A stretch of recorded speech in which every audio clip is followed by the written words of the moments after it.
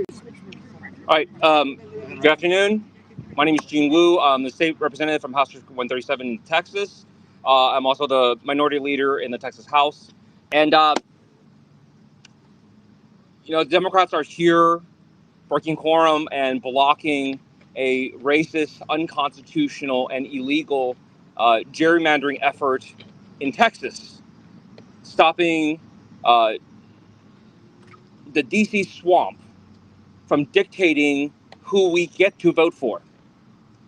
This is an effort to stifle Americans who have had enough, because Republicans know that their agenda and what they have done is so unpopular with not just liberals or Democrats, but with all Americans, that they need to cheat to rig the system so they can stay in power. And when we first started this journey, we talked about the fact that eventually they still might pass these maps. But we're going to do everything we can to, one, wake up America, to try to reignite the fire that is the American people, for us to fight again for what we believe in and what we want. And the second thing is that we wanted to block this legislative session, to give the people a chance to speak up and to tell their government, to tell their leaders what they actually want. When we first talked about it, we thought, and we discussed that maybe it was a kind of a grand, maybe too ambitious or high-minded, that we're going to try to excite other people, to get other people into action, to start a fire in this country that will help take our country back. And we worked and we worked and we went on trips, we went on interviews, we talked to everybody we could.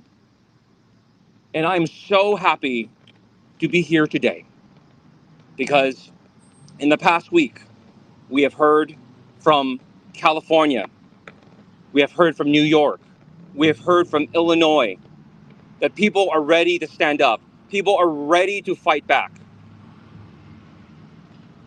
And now I want to bring up the people who will continue this fight, the people who have also caught fire, who are ready to take their country back, who are ready to take their state back, because the same things are being proposed right here.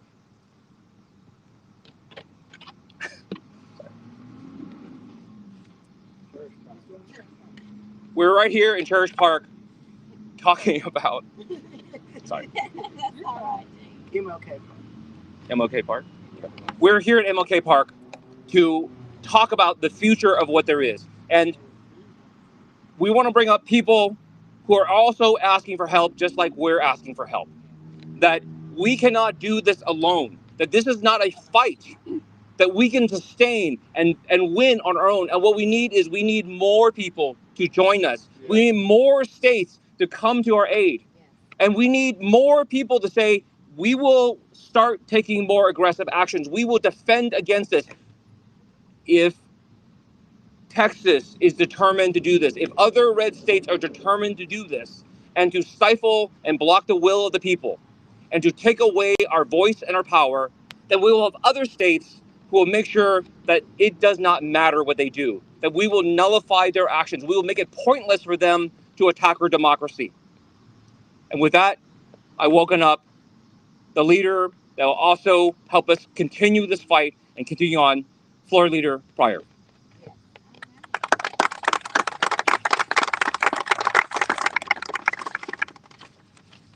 Hi, everyone. I'm State Representative Cherish Prior, House Democratic Floor Leader, representing House District 94 since 2008 on the northwest side of Indianapolis. I was part of the 2011 walkout by the House Democrats. I also served on the Elections Committee and was a member during the 2021 session when Indiana's congressional maps were drawn. The position we face today should trouble every American who believes in the promise of this country, who believes in the Constitution, that it matters and who understands that efforts to redistrict in the middle of a decade is not only unprecedented, it is also morally corrupt.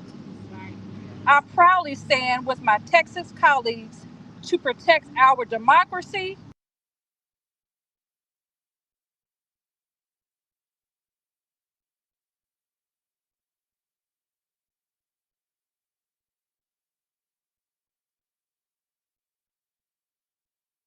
This state continues to grow. In 2021, like every other state, Indiana renewed its state and congressional maps based on the legal 2020. Those maps were fairly by Republican colleagues at the time as the best and fairest map ever. That was the today their political boss, Donald Trump, has demanded more congressional seats, even in states that already have gerrymandered maps, like Indiana. He has even called for a new system. I am represented by one of the Democrats, the Indiana delegation. Indiana intends to eliminate this history. It was not to deny us the ability to take our position and advocate for what is in our best interest. This became the new seeing today. We would not expect it from this. We would expect that from a dictatorship, not from the United States of America. Right. We have always taken pride in our Constitution and what it stands for. It is sad that some in the Republican Party have become so misguided that they value power more than our country, more than democracy, more than. Why are we doing this right now? Because they know their policies are failing. The so-called big beautiful bill is a big ugly mess. Yeah. And Americans are starting to feel that impact. They know they can't win with the party. They themselves in these red states. So they're trying to reach out with them with their faith. That's not democracy. That's not democracy at all. That's not meanwhile, Americans are they're different. They're changed. They're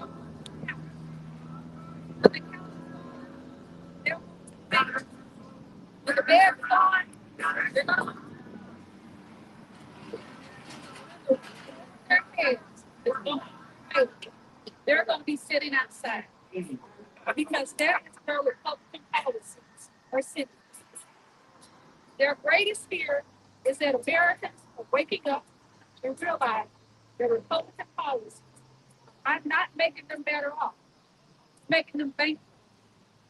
And so, hold on their power and keep the protecting. They want to reprogram the districts in mid-decade. They have tried to discredit the press, and anyone who dares to disagree with them. But Democrats will not stop fighting to preserve our democracy. Right? That is why we are here, and that is why we stand shoulder to shoulder with our Texas Democrats.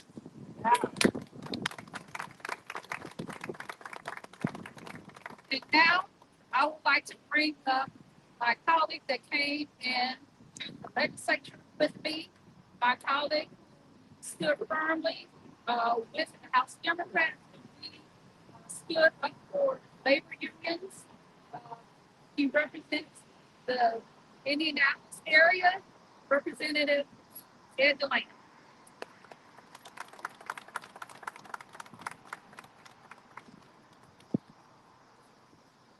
Hi there, I've been told to introduce myself. I'm Ed Delaney, House District 86, North Side of Indianapolis, Democrat. the House.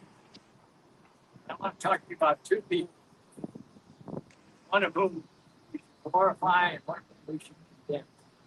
But before I get to that, let me tell my friends in Texas how glad I am. And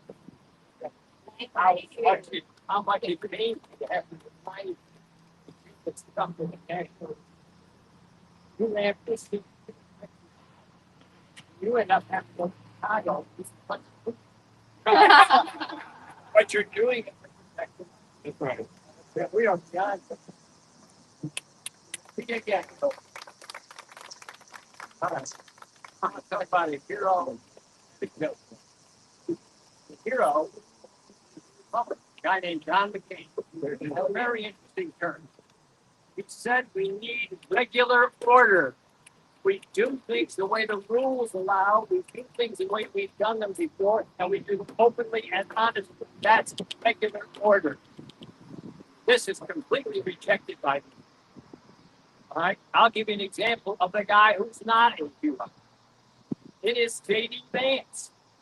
In my view, and I'm being serious about this, the man is engaged in congressional level shoplifting. Can I say that again?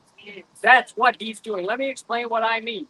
And the boys will know it, and the girls will know it from different contexts. When I was in grammar school, the bullies would go to the convenience store and say, Ed, I'm going to steal a candy bar. Will you steal one too? And some girls would go to children's stores and be told to give themselves a free skirt. Okay? We had to make decisions. Never in my life did I think that the Vice President of the United States would come to my state and ask our legislature to shoplift to congressional business. Steal them off this shelf, run outside, and wave them in front of the country. We cannot have this kind of conduct. Let me remind you that not one Republican legislator in the state of Indiana was calling for a special session before this guy showed up from Washington with his shoplifting scandal. Okay? Not one. There was no conversation. And the Republican supermajority cannot shut up about how much they hate special sessions. They don't call for them. They don't like them. It's a Democrat idea. Special sessions are a form of disease. Now, some of them are caving in. Others are standing up.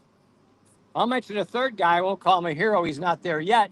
But the immediate past Republican speaker, a guy named Brian Bosma, he believed in regular order. He believed that the institution of the House had to be respected, and it could only be respected if the members respected each other and respected themselves. That's what's at risk, is the mutual respect of the legislature of our state and of Texas and of other states. I don't want to play this game of, ritual gerrymandering. And by the way, if these idiots get their wishes, what happens if they lose one of those 5 congressional races? Oh my God, let's have another redistricting next year. This has got to be put to a stop. These are the people who are going to try to put it to a stop. I know how hard it is, but we need to support them and stand with them. Otherwise, our people will be subjected to ever-changing districts, none of which are representative. Thank you very much. And I now have to introduce Earl Harris, who is the Assistant Caucus Chair, as am I. I just gave him a new title. And he's also the head of the Black Legislative Caucus in Indiana, and he's from the region. He'll explain what that is. Excuse me. Thank you. Again, my name is Earl Harris, Jr., State Rep from House District 2 in Northwest Indiana. I serve as the Assistant Floor Leader with Representative Pryor. I also serve as the Chair of the Indiana Black Legislative Caucus. And on the national level, I serve as the Vice Chair of the Board of Latino Legislative Leaders. Here's the thing. I am an Indiana State Representative, Northwest Indiana, House District 2. I represent 68,000 people, just like the rest of the representatives in Indiana. My job, my responsibility, why they put me into office, is to help my constituents make their life better, do things that will help them and guide them through life.